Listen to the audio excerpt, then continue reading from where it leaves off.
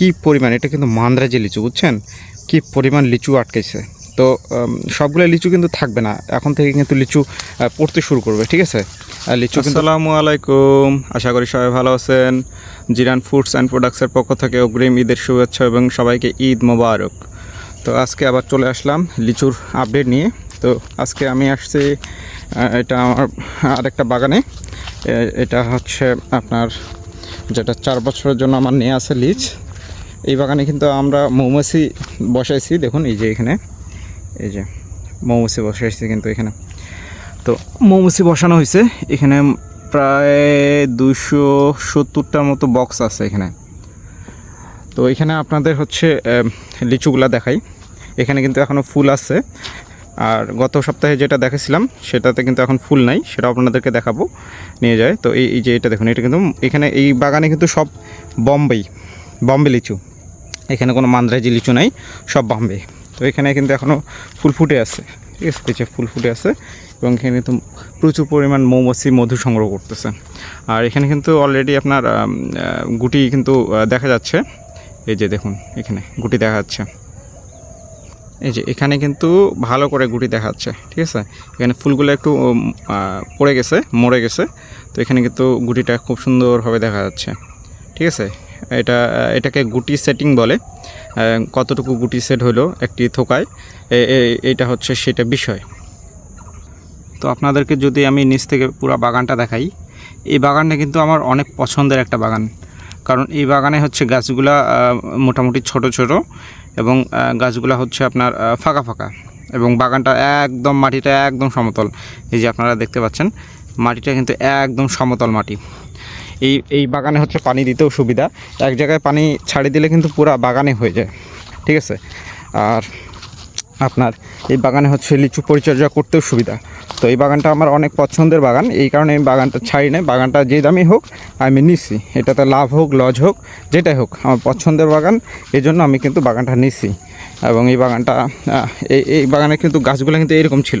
এই যে এই গাছটা দেখুন, এই গাছটা আমি একটু দূর থেকে দেখাই, এই যে এই গাছটা, তারপর এই মোটামুটি একটু পাতা আছে, ঠিক আছে। এই গাছগুলো কিন্তু গত বছর আমি প্রথম করছি, গত বছরে না, এই বছর দ্বিতীয় বছর চলতেছে। তো গাছগুলো আপনারা দেখুন, গাছগুলো কিন্তু মোটামুটি পাতা আসছে। গত বছর কিন্তু গত বছরের ভিডিও আছে এই বাগানের। তো আপনারা গত বছরের ভিডিও যদি কম্পেয়ার করেন এই বছর সঙ্গে, তাহলে কিন্তু দেখতে পাবেন যে গত বছর থেকে এই বছরের গাছগুলোর পাতাগুলো অনেক বেশি এবং গাছগুলো অনেক সবল। যেমন এই যে গাছগুলো ওইখানে দেখা যাচ্ছে, এই যে গাছগুলো এইরকম ছিল আর কি, এর থেকেও খারাপ ছিল আর কি। এই যে এখানে মৌমাছি মধু সংগ্রহ করে এখানে বক্সের মধ্যে কিন্তু মধু নিয়ে সংরক্ষণ করতেছে। এই যে এই 2 ঢোকটা দিয়ে এখানে ঢুকতেছে। এগুলা হচ্ছে আমাদের ক্রিকেট টিম, ক্রিকেট সদস্য। আমরা কিন্তু এই বাগানের পাশে এখানে কিন্তু ক্রিকেট খেলি। জীবনে হচ্ছে খুব গুরুত্বপূর্ণ একটা জিনিস, সেটা হচ্ছে যে খাওয়া দাওয়া প্লাস আপনার শারীরিক এক কসরত, ঠিক আছে। ঘুম, খাওয়া দাওয়া, শারীরিক কসরত। আপনার খাওয়া দাওয়াটা যদি ঠিকমতো না করতে পারে, ওয়ার্কআউট না করাইতে পারেন, এবং ঘুম যদি ঠিকমতো আপনার না হয়, তাহলে আপনার কিন্তু জীবন ঠিকমতো চলবে না, ভালোভাবে আপনি জীবনযাপন করতে পারবেন না, কোনো না কোনো সমস্যা লাগে থাকবে। আর সবার উপরে আছে আল্লাহ। আল্লাহ সুস্থতা দান করতে একমাত্র আল্লাহ, কিন্তু কর্ম তো আপনাকে করতে হবে, ঠিক আছে না।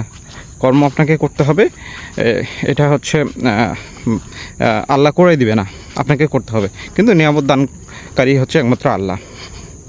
তো গত সপ্তাহে আপনাদেরকে এইখান থেকে আমি লিচু দেখেছিলাম, তখন কিন্তু ফুল ছিল, ঠিক আছে। এখন কিন্তু ফুল পড়ে গেছে। তো কী পরিমাণ লিচু আটকাইছে সেটা আপনাদেরকে একটু দেখাই আমি জাস্ট।